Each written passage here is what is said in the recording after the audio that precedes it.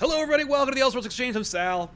I'm Joel. Today, I didn't want to talk about a deep, heavy topic, so instead, we're going to chat about today's issue of Avengers number 675, which is written by 3 different people and really managed to maintain a singular voice. I believe. Isn't that nice? Yeah, it was nice. It was written by Mark Waid, Jim Zub, and Al Ewing. Is that right? I think that's everybody. The 3 main Avengers writers right now. Yeah, and for a minute I was like, oh man, I'm actually kind of worried that Mark Waid, because I've been really soft on Mark Waid's Avengers run. I was really worried about it, but like I saw a post on the subreddit r/comicbooks, of which I frequent, and Jim Zub himself posted a thing where he's like, I hope you guys like this Avengers book. I worked really hard on it, and I was like, I saw that and went, all right. I'm reading it, and I read it, and like you, I believe we both are of the opinion that Avengers No Surrender Part 1 of 2700, of a weekly series that will never end, is good. It's quite pleasant. Yeah, it actually, and we'll talk about, like, I want to couch this episode by talking about not just like the issue itself, so spoilers for this issue, folks, but hopefully you can hang out and feel them before they're about to arrive, because I want to talk about like the fact that we literally just released here on ComicPOP a hour-long video where we highlighted all the mistakes Marvel's made over the last year. I saw that. That was very in-depth and very informative. That was a good episode. Thank you. But then, of course, the next episode of Elseworlds Exchange, we're going to talk about what a great issue this was for Marvel, and an event, no less. And I wanted to kind of like address that like superficial hypocrisy, but also by saying like the video we made, if you haven't watched it, by the way, it's a really fun video. Joel himself endorses it. Check it out after this episode, of course. But the point is, we talked about this like this issue that Marvel's been having. 2017 was not the only bad year Marvel's had, and it wasn't. No. Oops, transitioned away from it. It wasn't the only bad year that Marvel's had, and in fact, I think that it's only been kind of progressively getting worse until we get into 2018. But the video itself was not from a place of like, Marvel sucks, I hate what Marvel's doing, everything they do is bad, I'm gleefully dancing on their grave. No, it was very even-handed. Well, it was even-handed because at the end of the day, we want good comics, and I love Marvel comics. Same. And I want them to be good, and I want to give them the benefit of the doubt. And so I jumped into this Avengers No Surrender thing, knowing full well that not only did Marvel say, we're not doing any events for a while, and then in the same breath saying that every new issue is going to be an event. An event unto itself. But this is a weekly series, and kind of a crossover between the 3 Avengers books. But we're stopping the 3 Avengers books, so you only have to buy one, which I appreciate. Fine by me. There was already too many Avengers books. I'm glad it's down to 1. Well, I remember when Avengers. I remember a time when the Avengers was so toxic. You know, they had one book and it was the worst. It was like they were publishing it out of habit. And then they were like, I don't even know what to do. I guess we'll release like another Avengers book that's on another coast, and hopefully that'll make it better. And then it didn't, and they canceled it, and then they folded them back in, and then created this awful team called ForceWorks. Oh, yeah. Just the worst. But the Avengers got so toxic that, like, you know, who was even buying those Avengers books to begin with? Now there's so many goddamn Avengers books, you really do need to compartmentalize it. Indeed. They basically brand new dated up with the Avengers. They really did. Because if you're not familiar with Brand New Day, Spider-Man, after one more day, they canceled all the Spider books. This includes books like Spectacular Spider-Man, Web of Spider-Man, Friendly Neighborhood Spider-Man, Spider-Man Unlimited, all these books. They basically canceled any long-running or any other books besides Amazing, and then just repackaged them as Amazing Spider-Man books, and put out like 1,000 new issues of Amazing Spider-Man in a year, because it went from 4 monthly titles to 1 weekly Spider-Man title. Yeah. And great idea. And from what I remember Dan Slott cut his teeth doing, he cut his teeth on like Ren and Stimpy. Lots of books, yeah. But he cut his teeth like regularly writing Spider-Man through the meat grinder that was Brand New Day. And he described it as such. He described it basically as a meat grinder, where he's like, we all have these ideas. We throw them on the table. We cut them up. We split them up. Then we take these chunks and we just work through it. Say what you will about the quality or about the tonal longevity. Direction. Yeah, but the fact that the books came out on time, they were consistently written. I did not like. I love Bob Gale and Back to the Future as much as everybody else. Bob Gale's Spider-Man ain't my Spider-Man. Didn't like it. But I really, really loved the fact that it was so consistently written and so consistently drawn, and they managed to keep up the pace for so long. They really did. Speaking of, like, just a couple days ago, it was the 10-year anniversary of Dan Slott writing Spider-Man, where it's like, wow, you've been doing this for a whole decade. Yeah, and it didn't feel like 10 years for him, because he loves the character so much. He's like, oh, shit, I haven't even gotten to, like, this other huge era of Spider-Man that I will never get a chance to write, because reportedly he's leaving after 800, but I'll believe it when I see it. Same here. Well, again, the rumor that they floated around, and I'm sure you heard it too, is like, yeah, he's off amazing, but we're giving him another Spider-Man title that will just be his off to the side. Yeah, I wouldn't be surprised if we saw the return of either Friendly Neighborhood or Web of, something like that. Because I can imagine it being Friendly Neighborhood just because of that 4chan rumor that got spread around. But also, I would think he'd want to push Web of just because he, like me, is a classic Spider-Man fan who loves like the legacy, and I was a big fan of it. I was a big fan of the Web Of series until Arthur Sudayam took over the art on the book. Then it was like woof. But anyway, I was going to say Friendly Neighborhood, if only because they're pushing the Friendly Neighborhood side of the character so hard in the movies as of now. This is true. I mean, like, the fact is, he's always been referred to as a Friendly Neighborhood Spider-Man. I'm really glad that they did that homage in the movie. But absolutely. And it was about time that they launched Friendly Neighborhood back when they did during the More Lun era. During the other. Interestingly enough, or depressingly enough, Friendly Neighborhood had to launch in the middle of that event and not, like, in a refreshing time where Peter David could have actually told a story. He had to friggin' fold it in with Straczynski's awful More Lun, the other thing. But anyway, that's all a long deep dive to get to the point that, hey, Avengers is weekly, and they're trying to get you on board by giving you this event called Avengers No Surrender, which I've heard worse Avengers titles before. It's true. I'll take it. But legitimately, I read Jim Zub's plea to read the book. I want to like Marvel again, and I want to get in on the Avengers. The book that pulled me back into Marvel, besides Straczynski's Spider-Man, the guy who pulled me into the greater Marvel universe in 2000, 2, 3, I don't recall, was New Avengers, was an Avengers book. So I want to be on board with an all-star cast of an Avengers title. And Avengers No Surrender seems like a good place. And the first issue, if it maintains that feeling and this energy, is a good step forward. It's a hell of a lot of energy. I appreciate, and I was sure to mention this on Twitter, man, does it seem like we're entering a bit of a direction change here for Marvel storylines. We sure did see a lot of mutants and Fantastic Four characters in prominent roles in this story, right? Doing what they're supposed to do, like Beast using his big brain, Rogue being looked to as an elder statesperson of the Marvel Universe and taking a leadership role. Yeah, there was a lot to like. Let's talk about what happened in this issue. Let's actually break down the issue itself. Joel, you want to take the beginning? What's the catalyst for this issue?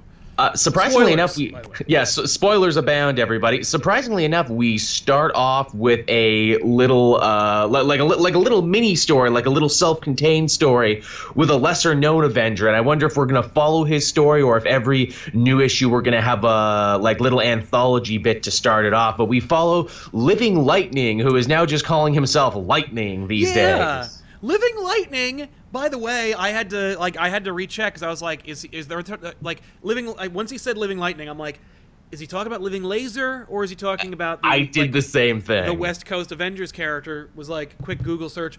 Oh my God, Living Lightning! I haven't seen you in so long, and kind of cool. I expected him to die immediately, just to set the stakes, to be like, oh shit, anyone can die, even Living Lightning. Well, It's more like I need to establish some kind of stakes. Let's kill the character no one's asked for in the last 20 years. That is a very comic book thing. They do that all the time in DC for the big crisis events. Oh no, we killed Aztec or somebody. Right, exactly. Fine by me, by the way. I know a lot of people like Aztec because Grant Morrison created him. He's back currently in JLA. I've stopped reading JLA, but apparently he's come back. I dropped JLA after issue 2.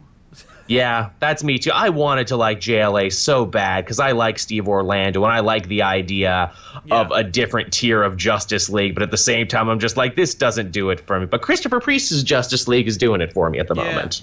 The Justice League books should, like the Avengers books, not only have your top talent, but also always be your number one book. They should be total flagships. Yes.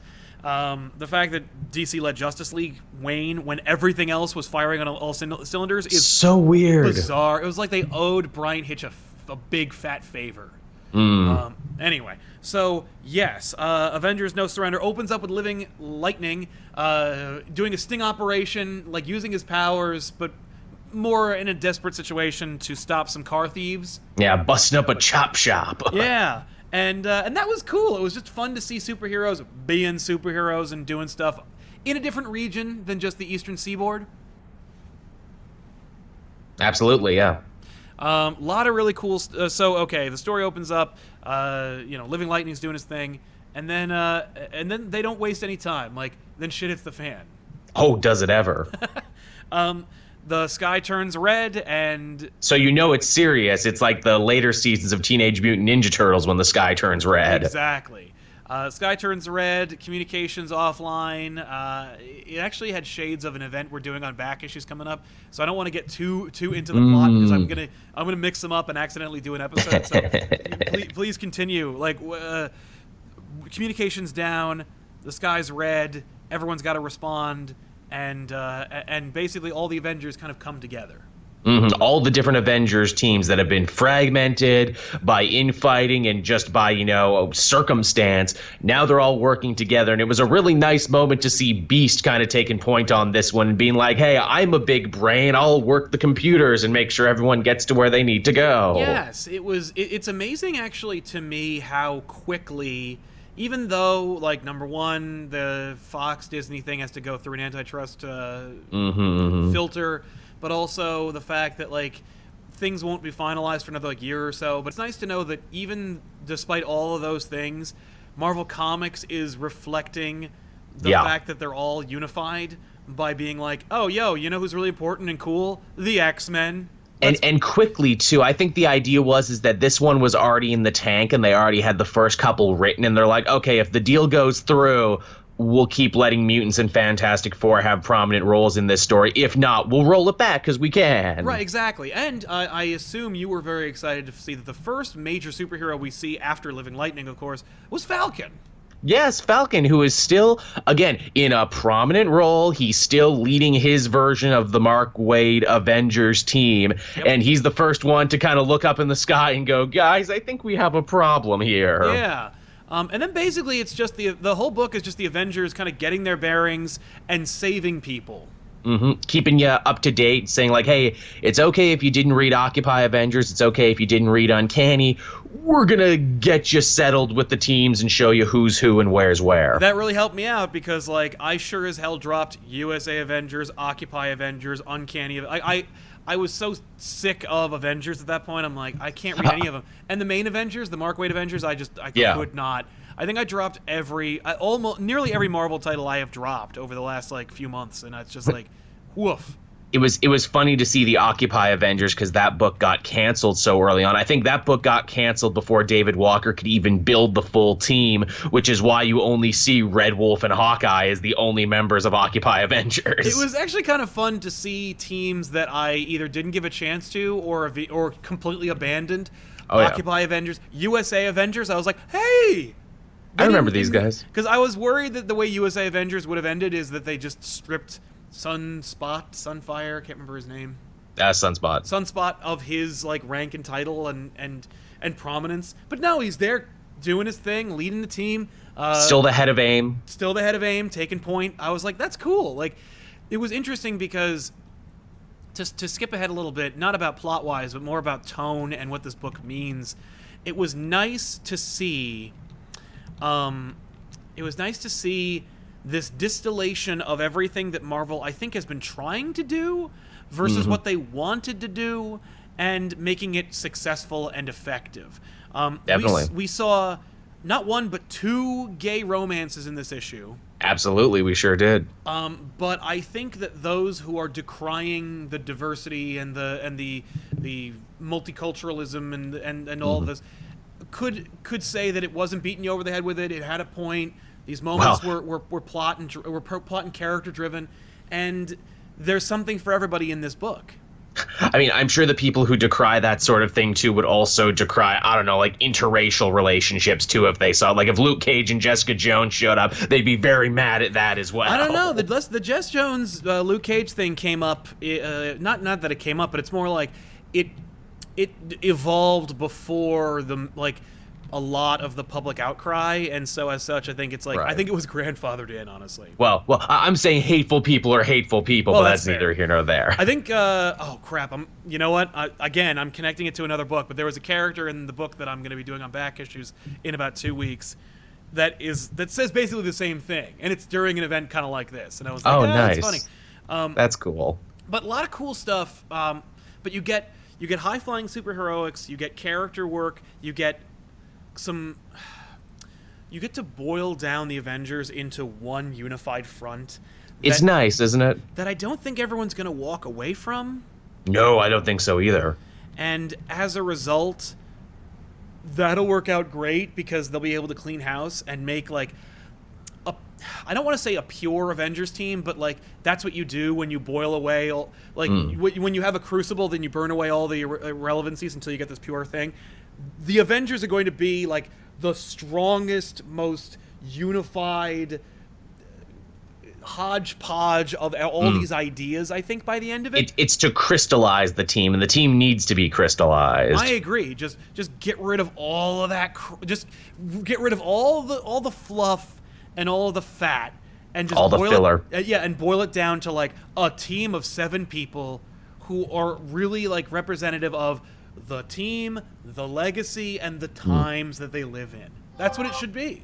And I wonder if they're going to go, the original AAA characters, because it's funny, they take quite a few of them off the table early on in this story. They take Cap and Spider-Man and a few other people and be like, okay, they're still here, but they're going to be off here to the side for a little bit. Yeah, I don't know what so at basically the Avengers do their part. They try to save everybody. They can't save everybody.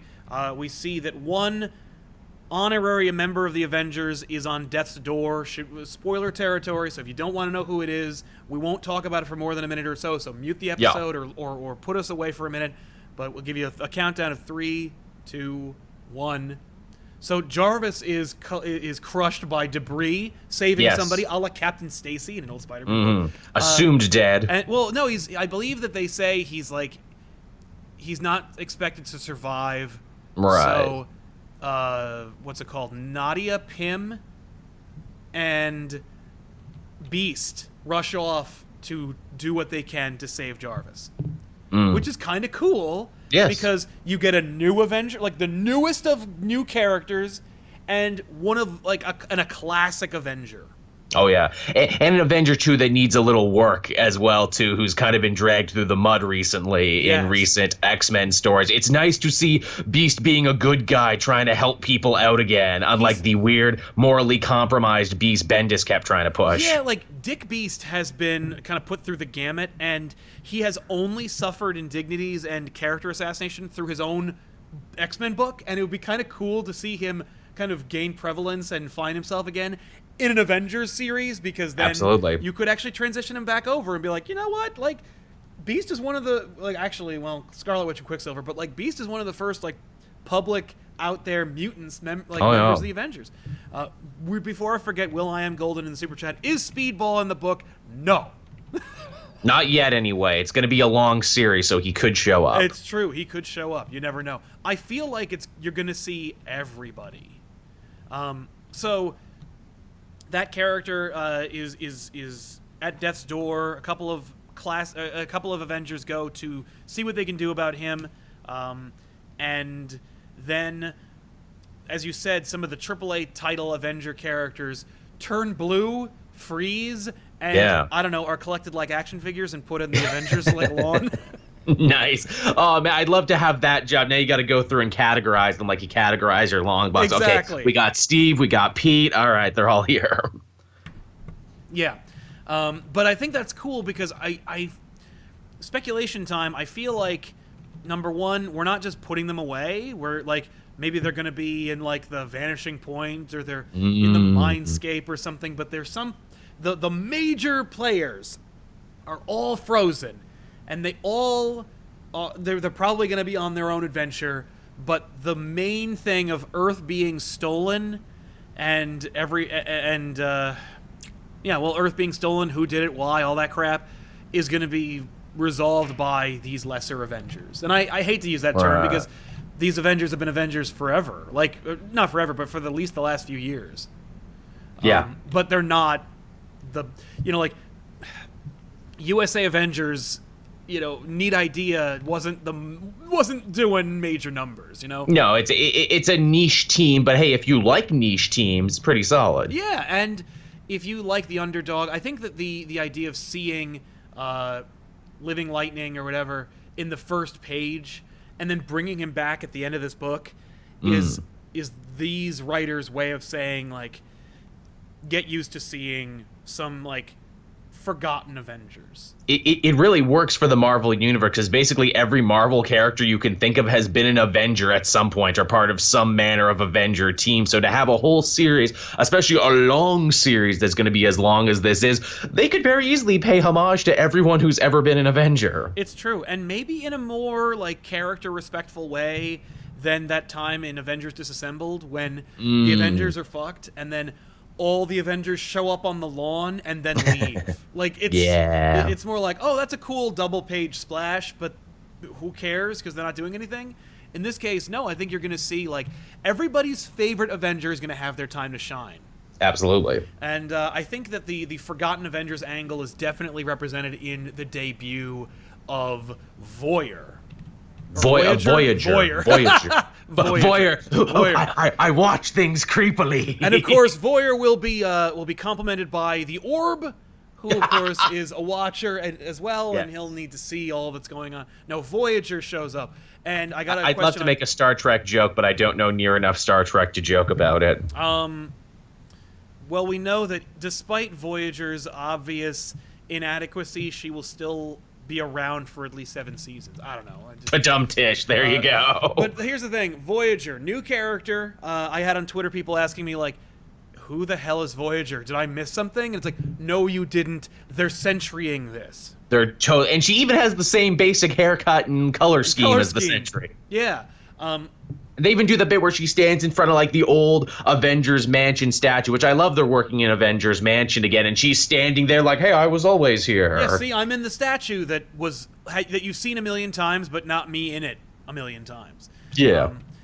I like the idea of being like, "Hey, here's a new character, and you forgot she existed." I don't know. I always like that idea more than its execution. I think the only one that's ever been successful was Sentry.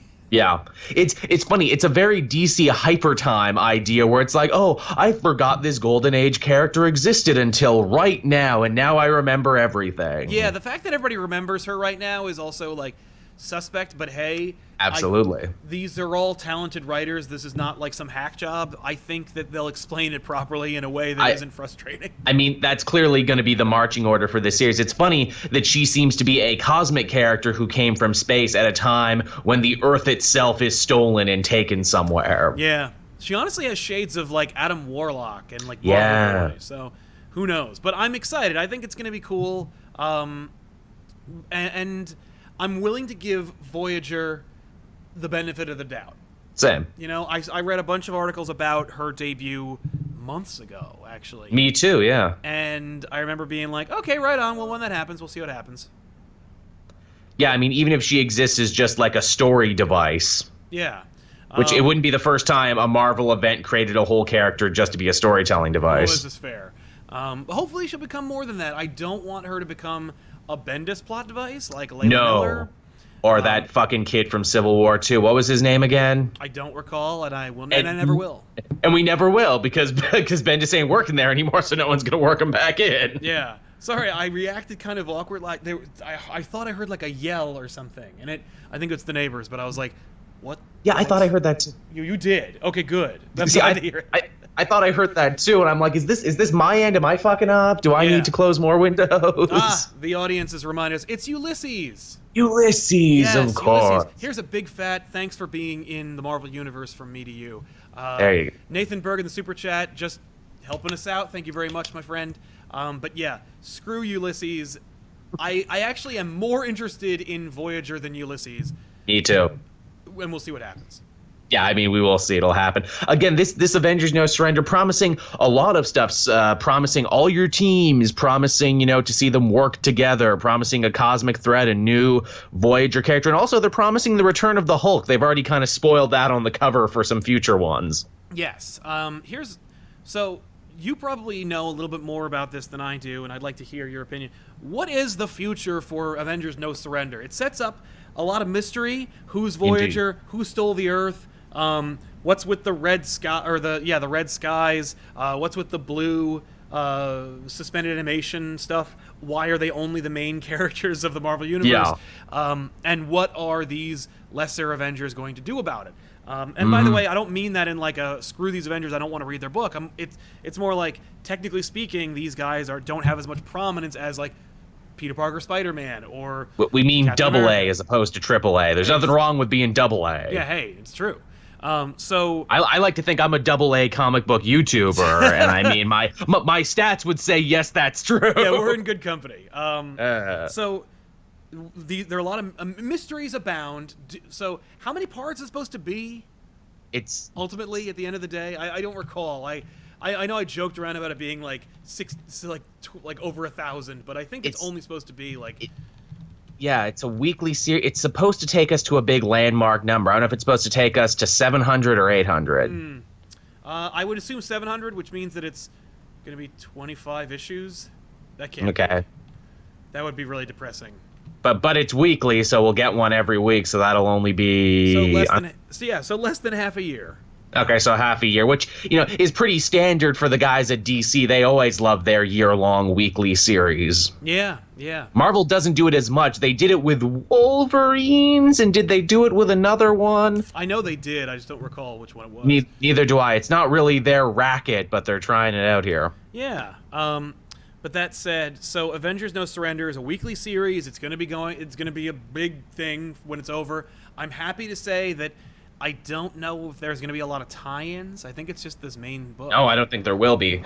Which is so great. I can get into a series that goes on forever as long as it's one book. Yeah, me too. That I'm expected to read. That works great for me. Great. But a lot of mysteries. What else are they teasing for the future of Avengers No Surrender besides the fact that I think Hulk's coming back? I think that's the biggest one. I think they've been pretty tight-lipped so far, unless I missed something. The Hulk thing is the only thing they've really let slip. Yeah.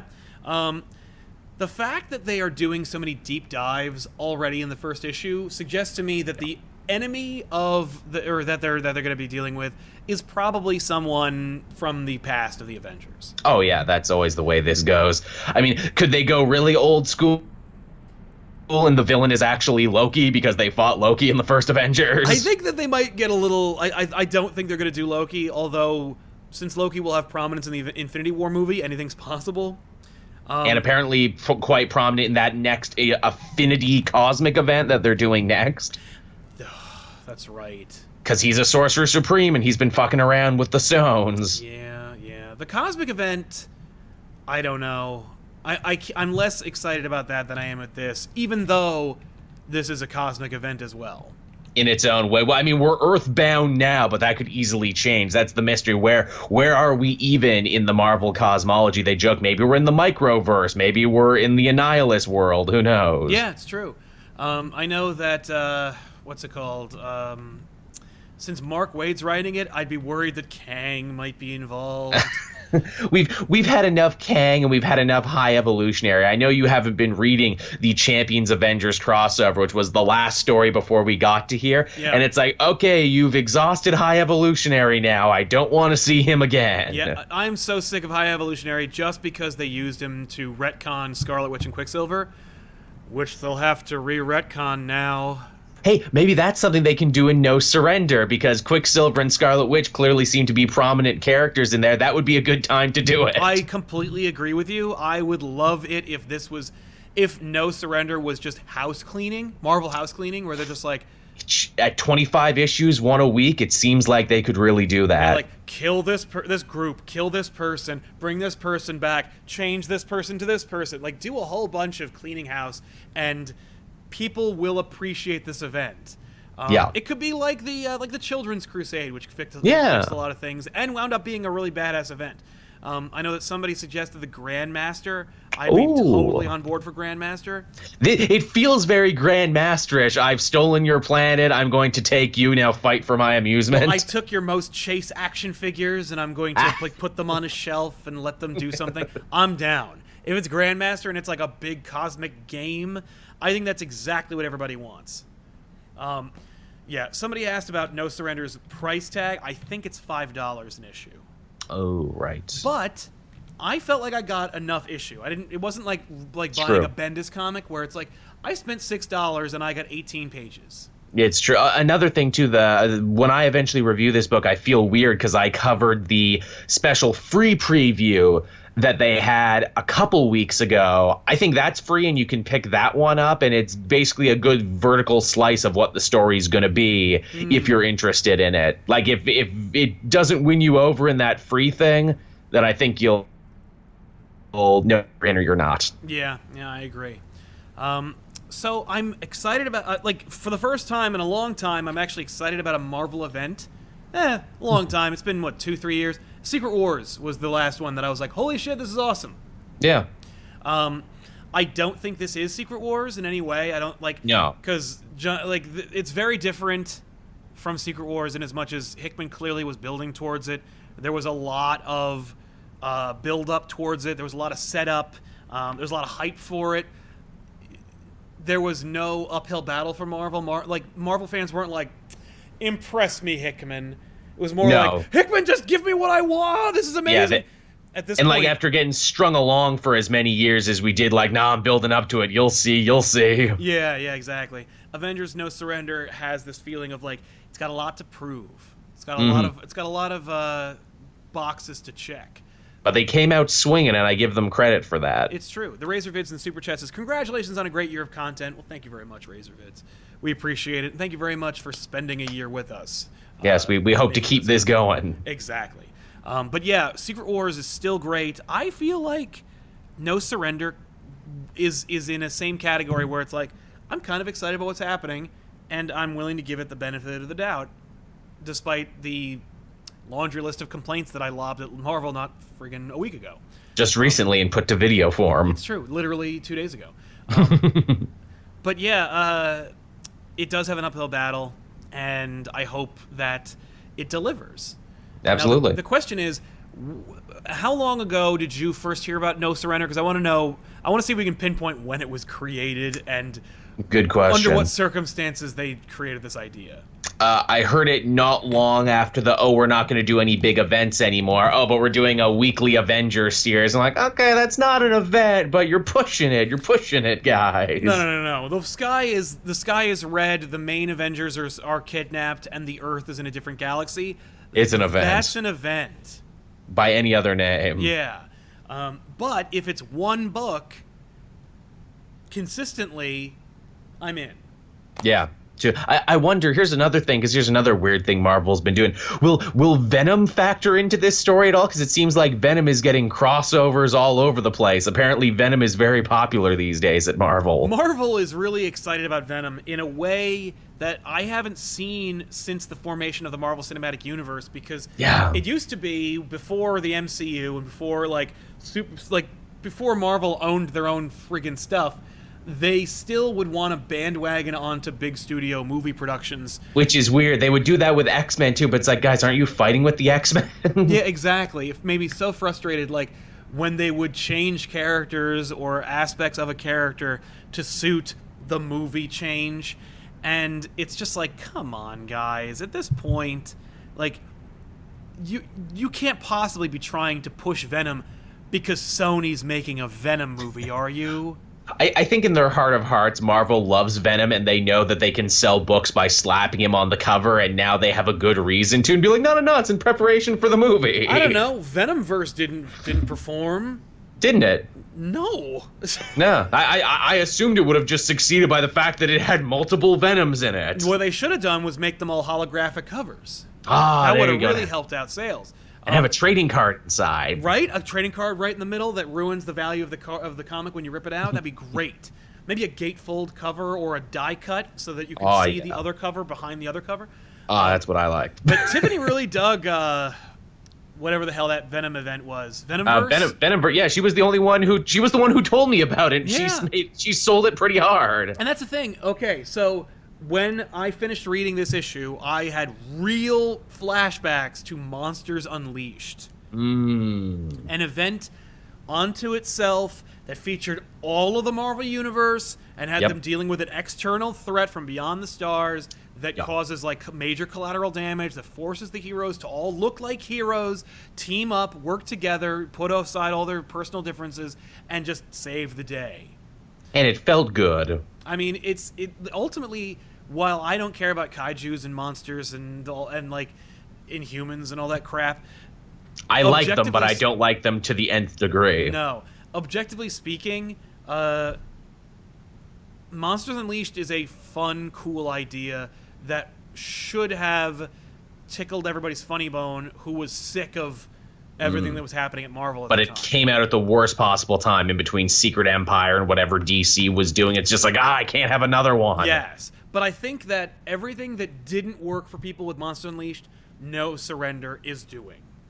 It's doing all the things you like. It certainly feels that way. Yeah, it's doing all the things you like, but it also has no Inhumans in it and no monsters.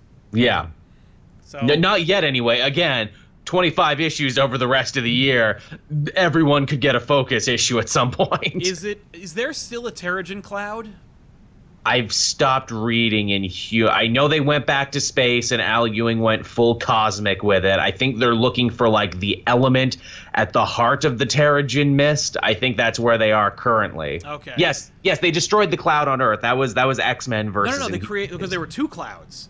Yes, but then Cyclops went into one, and that's what killed him. Oh, yeah. Okay, But then they lied about it. Then Emma Frost impersonated Sam, yeah, okay. Yeah, and engineered a war between the X-Men and the Inhumans, and then Medusa was forced to destroy the cloud because it's just like, all right, I see what's going on here. Here's the thing, like, X-Men versus Inhumans, was it unnecessary? Absolutely. Did Charles Soules write the fuck out of it? Yes, he did. He tried. I felt bad. He tried so hard. Charles Soules is a talented guy. It sucks that he got that job. He really did. He was trying, that poor guy. And poor Cullen Bunn keeps getting these other things where it's like, he got Monsters Unleashed, he got Venom, and all these other Venom stuff. Venomverse and its sequel, Venomized. Yeah, great. I think that if nothing else, No Surrender might put the Inhumans back in the box. Or under a dome. I think they're already that way. They're out in space now. They haven't even been on Earth. Good. Stay there. Although one hilarious thing, in the new issue of Black Bolt, Captain America actually came to Black Bolt and apologized to him for all the atrocities committed against the Inhumans in his name by Hydra in Secret Empire. And I'm like, why is this not in the main Captain America book? Why is the main Captain America book trying to pretend like Secret Empire didn't happen? I think we all know why the main Captain America book is pretending that book didn't happen. I mean, we know why, but it's annoying to me as the one guy who liked Nick Spencer's run and liked Secret Empire. I would have liked to have seen some growth from the character, not just la la la la la la la. No, it's true. That said, even Deadpool is talking about it in an interesting way. Do you know what happened at the end of the last issue of Deadpool? The last one, no. So Deadpool, he's betrayed all his friends. He's a pariah because he was a turncoat and worked for the Hydras and everything. Yep. He gets a call from Bob, agent of Hydra, and says, "Look, man, I know you're in a bad place right now, but the remnants of Hydra, they're planning to break Evil Steve out of prison. You could kill him, and in doing so, probably, you could get revenge on the man who ruined your life, and you could probably wipe the slate clean for yourself if you did this." Right. No, I heard about that. That's awesome. I'm totally down for that. The freaking Deadpool book is doing more with the Fallout. Fine by me. Fix it. Like, you know what? Kill Steve-O, you make it Deadpool. You can't do better and more with a more popular character. And also, too, Deadpool had an amazing Secret Empire tie-in. His was probably the most emotional and effective next to Sam, so it only makes sense that he's the one to pull the trigger, because he can do it and get away with it. Especially since the greater Marvel Universe at large is, like, so totally unaware of anything that's happening in Deadpool anyway. I know, right? He's in his own little universe, and whenever people ask, it's like, well, Deadpool did it. Yeah. Oh, Ryan Compton asks, if this is separate from the main universe, should Marvel only do events outside the main universe? I don't know if it is. It's not separate from the main universe. This is the main Marvel universe. It's happening. Sure within looks it. to be. It's just in that the there's main going to be universe. no major tie-ins and everything, which is the case. Yeah. But to follow up with your second question, should Marvel only do events outside the main universe? No, I think that as long as there's something strong and Marvel does right by the story and publishes it well and makes it like as long as it looks good, it reads good, it like is competently printed, I'm in. Yeah. You know? Yeah, absolutely. And this one looked really good, too. And it looked really good. That's true. The art was really solid, too. And it was consistent and cool. I loved the big team shot of everyone together at the mansion. It's like, it's like a Where's Waldo book. Find your favorite AA Avenger. At the end of the day, it felt really great to see Avengers at Avengers Mansion. Just really, really good to see them, like, return to that. Because I don't even remember what the hell the problem was with the mansion. I remember, like... Luke bought it, and then they lost it. It was just a mess. Like, yeah, it's a whole thing. No, it's nice to see things kind of like getting back to its roots in a way that feels less like a retcon and a hand wavy. Oh, you didn't like it, so we'll just roll back the curtain or dial back the clock. Like, no, it's just cool. Like, just do this. Yeah. So yeah, although interestingly enough, no Fantastic Four in this book yet. No, not yet. But there could be time. Heck, I quite enjoyed that Marvel 2-in-1 they did. I like it even more now with the deal coming through, because it's like, oh, I guess we know how this story's ended, huh? Agreed. No, I loved the 2-in-1. I think it's a great first entry. It's funny that this being kind of like, it's almost like an apology tour. A little bit. And if it is, it'd be cool if, since they're in, like, the deepest regions of space and Human Torch was featured prominently in the issue, maybe we will see the Fantastic Four come back in this series. I know that, at the very least, with respect to, like, all the apologies and stuff, like, another theory that I would throw out there, since we're dealing with Avengers and it's an Avenger-centric book, maybe the enemy is Pymtron. Ooh, that's good, because they've been having Pymtron wait in the wings for a while, and he's just such a well-put-together villain, and he represents all the sins of the Avengers and everything they've done wrong. And he basically said in Secret Empire, yeah, once you defeat Evil Steve, I'm coming for you next. Right, exactly. Like, you're going to see me show up in some prominent way, and he has, like, a grudge against the Avengers, so against everybody. That'd be really cool to see him being like, this is part one of my big master plan to destroy the Avengers, is by hiding all the characters that, like, marginalized me. Yes, exactly. And then taking all the second stringers and either, like, inviting them to, like, become robots or something, or join me on the dark side. Yeah, listen, the main, like, I took everyone out of the conversation so they couldn't, like, interrupt our discussion. Listen, Living Lightning and Sunspot, you guys are one editorial mistake or bad call away from being me. From disappearing. We are alike, you and I. They marginalized you too. Join me, and together we can make a better future That'd be for great, Earth. Actually, that'd be a cool way to acknowledge, like, the legacy of Marvel, but also, like, screw around with this big event. I like that a lot. And also, too, Nadia Pym and Jarvis have already shown to be pretty prominent in this story, and they probably have a deeper connection to Pymtron than anyone. That's true. So that would be good to be like, you, of all people, Nadia, have to join me. You are my own blood. Yeah, I'd be so down for that, actually. As long as it's competently written and it's not hackneyed and dumb. I mean, listen, this version of Hank Pym loves to monologue. So Boy, he does. I'm down for a big operatic supervillain monologue. By the way, cool to see multiple generations of characters, too. We saw Miles Morales Spider-Man and Peter Parker Spider-Man, but we also saw two Wasps, which made me go like, hey, I didn't realize that Janet was back on the table. Yeah, she was. Yeah, she's been in the new Uncanny book for a while now. She was like a hanging out member, and then she just joined when Zub took over. Good. It's cool. Yeah, I was fine with that. I'm like, yeah, I like her. And just it lends credence to that Avengers team, too. It's like, good. They should have an original member on the team. Yeah. Incidentally, they referenced him in the book, but he didn't appear. Where the hell is Irredeemable Iron Man? That's true. Where's Doctor Doom?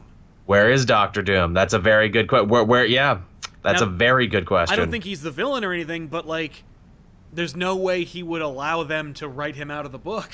Well, it's funny because, like, here's the thing. Wade's Avengers, before they were supposed to go into Avengers No Surrender, they were teasing, and they even had a couple pages like, oh, a look into the future. He was supposed to join the team. He was even on the original poster. Yes. When they reformed this team for Marvel Legacy. Yeah, and they canceled his book as to I guess, make way for him to be on the team. Then they canceled his book. Then the Mark Waid Avengers book went into the whole Champions crossover, and now we're here at No Surrender. So clearly whatever they had planned for Infamous Iron Man, they ended up junking for him becoming an Avenger and joining the team. Yeah, that's true. I don't know. That's it. I would have loved to have been in that pitch room. I would have loved to have seen them be like, no, we can't have him be in this event. We can't have him become an Avenger because we need him to be over here for this thing, whatever this thing might be. Exactly. I hope they keep him as an Iron Man character trying to do good for a while. I'd like that. Ultimately, it's for selfish reasons. I feel like, obviously it would be like tempting to want to do a big Doctor Doom story and make him a big villain again.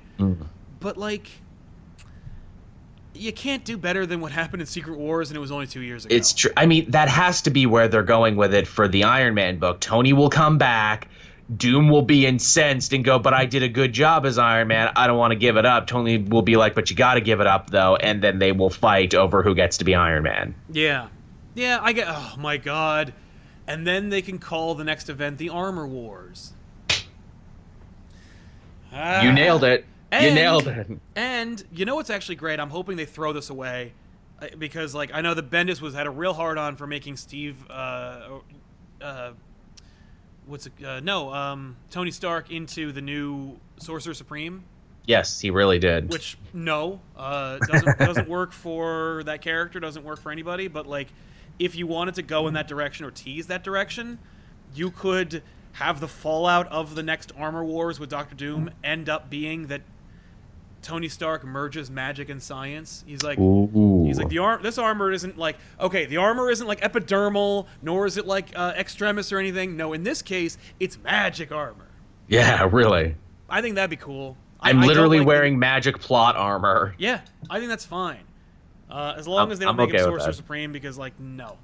Well, supposedly that germ of an idea went further than even Bendis, because that's what Slott's talking about for his supposed quote-unquote last Spider-Man story. Norman Osborn gets some magic on his side and becomes the Red Goblin. Yes, that's fine. I'm down to see that, as long as it doesn't suck. Will.i.am Golden says, they should keep Doom good, in my opinion. Yeah, I agree. They should. But they also got the rights possibly to make Fantastic Four movies again. And so they're going to want, from multimedia, they're going to want Doom to be a bad guy again, just in time for the new movie whenever they do it. Yep, they will do that without question. I'm sorry, but at least it'll be some time. There'll be some time. The hope is they find a good reason for it. Like, obviously, they're moving Lex Luthor back into a villainous direction, and he'd been good for a little while, too. I think they found a fairly decent way of doing it by basically saying no matter what good you do, Lex Luthor, Superman, the best guy in the world, will still never trust you and still never give you the benefit of the doubt because of all the shitty things you've done to him over the years. Yeah, that's true. All right, well, we got 10 minutes left. Speculation time for Amazing Spider-Man 800 and the Red Goblin stuff, yes. just because why not? Sure, why not? There's been some teasing about this being kind of like Dan Slott's swan song, and leaving the character in the book, and also there have been some other rumors about the status quo Peter Parker. Let's talk about them and whether or not you think they're real or legitimate. Let us. I'll just go down the list. 1, Mephisto. Will he be in the book? He might be in it, but I don't think he'll be in it the way people want him to be in it. Number 2, will Will Peter Parker and Mary Jane get back together? I'd like it, but it sounds like wishful thinking. Number 3, is this Dan Slott's last Spider-Man story? It's his last Amazing Spider-Man story, but he's even come out on Twitter and said, but this sure as fuck ain't my last Spider-Man story, though. Yeah, there you go. So, yeah, a lot of people would like to make this into something that it probably won't be. But that proves that it's working, though, the marketing. It's getting the hype machine revving up already. Yeah. It's interesting because Slott has had the same tactic on a number of topics. So yes, while he has always maintained a strong anti-Mary Jane status, I had hoped that they would get back together during the end of Big Spider Island. Oh, yeah. Because in that story, like Spider-Man is like, I'm going to save everybody. He and Mary Jane... Basically, Spider-Man and Mary Jane work together to save the city. It was nice, wasn't it? And Mary Jane says, I love you. Oh. And it's kind of cool. And while he threw it all out the window for Superior Spider-Man, you also couldn't have Mary Jane in the book for Superior Spider-Man. But it did give me hope that maybe the dude was not nearly as hard on the character as he suggested he was in social media. I feel like this could be his way of leaving the character in a different direction because Spider-Man's been single for 10 years. It is. It could also be a way of, like, throwing the fan base a bone and going, like, hey, you know what? We cool, guys? We cool? Okay, I'm out. Yeah, the fact that, like, he said publicly in, like, forums and whatnot that, like, Spider-Man, like, the editorial at Marvel would never let them get back together is, I think, utter bunk because of how much they've gotten away with and how absentee the editorial is at Marvel in the first place. Like, there's no one there who even knows what's happening. How could they possibly care about the marriage getting back together? About one little thing. I mean, shit. Spider-Man revealed himself to J. Jonah Jameson in the secondary Spider-Man book right now, and no one seemed to know. Like, not at all. It just, what the hell? Shocking. Yeah. So I feel like, and also 10 years of Spider-Man being single, less than one collective year of that time dedicated to exploring a non-married Spider-Man and maybe him getting back together with Mary Jane. Like, I think it's been like 4 collective issues of seeing whether or not that could be a thing. I think that I think that it might be just their way of being like, you know, as it turns out, the people who do like a single Spider-Man either aren't buying the book or bought all the Spider-Man books they're going to buy. Yeah. And the people who like a married Spider-Man are never going to stop bitching about it. It's true. You know, Glimmer Robles in the chat says something interesting. Do you think them teasing Pete and Mary Jane getting back together could be their delayed reaction to Tom King marrying off Batman and Catwoman? It could be. It could be them just literally capitalizing on the hype of that. Be like, hey, if they can accept it, maybe we can do it too. Yeah. The fact is, with the Black Hat Batman relationship, it's way easier to fix it than it is to get Spider-Man and Mary Jane back together. You put Spider-Man and Mary Jane back together, you are never gonna stop getting really, really inappropriate letters from people. It's true, it really is. But even if you just wanted to leave it by implying like, hey, they're going out on a date after this, wouldn't that be nice? You could not get away with just putting them on a date. You'd have to fix it. With Catwoman and Batman, you could do any number of things to fix that. They could get married, and then she gets killed by the Joker. Now Batman is more angry and bitter than ever before. Maybe he uses the Lazarus Pit and brings her back, and then she resents him. With horrible results. Yeah, and she's more twisted and crazy, changes the status quo for Catwoman. Goes back to being a pure villain, has a shock of white hair now. Makes it, like, you give it to a new writer who wants to do something crazy with Catwoman. You've completely changed some stuff and fixed that. Boom. She moves to a new city, you spin that off into a new book. Boom. You've sold 1 million new books you wouldn't have with a married Batman and Catwoman. And people are excited to read a Catwoman book now. I like this pitch. Oh, also you have this. That's 5 years worth of books, because the first one is Joker kills Catwoman. Holy goddamn shit! You could probably do like a gatefold or die cut cover with that book, or a black bag book. Oh, yeah. And hype it up and sell 1 billion copies. And you have a thing where it's like, oh, they were going to have a wedding, now they're going to have a funeral. The funeral of Catwoman. Boom. You could do any number of things like that. Also, you have the Joker cemented as the biggest Batman villain. He murdered Catwoman. Also, you have arguably one of the best Joker stories in recent years, because any competent writer could write Joker killing Catwoman, and holy shit, that's awesome. Yeah, really. But by the way, that's just one off-the-cuff idea about how to put the genie back in the bottle when it comes to the Batman marriage that you just simply can't do with Spider-Man and Mary Jane. It's a lot harder, but you can and there's also a lot of history. But like, there you go. That's a 3-year plan for the Batman-Catwoman marriage that you could do if you want to undo it. Or you could do 3 years worth of Batman and Catwoman are married, and how it disrupts the Bat family, and you could and you could tell 1 billion stories like that. Or she's just not interested, and she bails, and she abandons Batman. Like an Injustice, and then we have, like, sad divorcee Batman. Yeah, sad divorce Batman. And so you get, like, and all of these options allow Batman to either be, like, brighter and more fun, or more brooding and dark, which most people would rather read and write about. Either way, it is getting Batman and Catwoman together in an official capacity is the best foundation for a new status quo, or a harkening back to original status quo for Batman, than any new thing for Batman right now. Noah Botello in the Super Chat says, didn't Marvel tease the wedding of the century for this year? Yes, they did. June 21st, they announced that there was going to be the wedding of the century, and they put like a whole bunch of crap. They did a horrible Photoshop job where they put a bunch of married couples from Marvel on the cover. None of them were Mary Jane and Spider-Man. And also Amazing Spider-Man 800, I think, comes out on June 21st. Right. So, yes, there's a thing. Anyway, but I was like, yeah, man, like, you know what? You could do some crazy, cool, fucked up stuff with Batman and Catwoman. I was gonna say, are they being cute about that name, the wedding of the century? It's just the century's wedding. Ugh, yeah. He pulled Lindy's dead body out of the East River and brought her back to life and remarried her. We're in love, can't you tell? Yeah, herp. Please don't. I don't know what they're doing with the Century now, thanks to his resurrection in Doctor Strange, but I don't know. Hey, Sentry, weren't you a horseman of the apocalypse? Shut up. Quiet. Nobody liked that. Shut up. No one remembers that. Yeah. But hey, what happened to them apocalypse twins? Further, shut up. Yeah, please. So there you go, guys. A lot of cool stuff. And a lot of hope for the future. Absolutely. This was a very hopeful episode. But, yeah, we want to thank you guys for indulging us in this episode of Elseworlds, where we talked about a book that literally came out this week.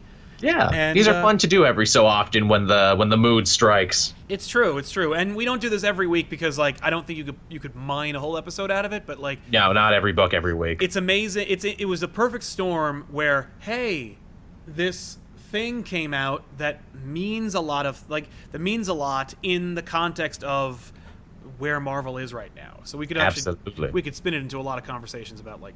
And we did. So here you go. But anyway, we'll see you guys next week with an all-new episode. Thanks a lot for watching and hanging out with us. I'm Sal. I'm Joel. So long, folks. Bye-bye.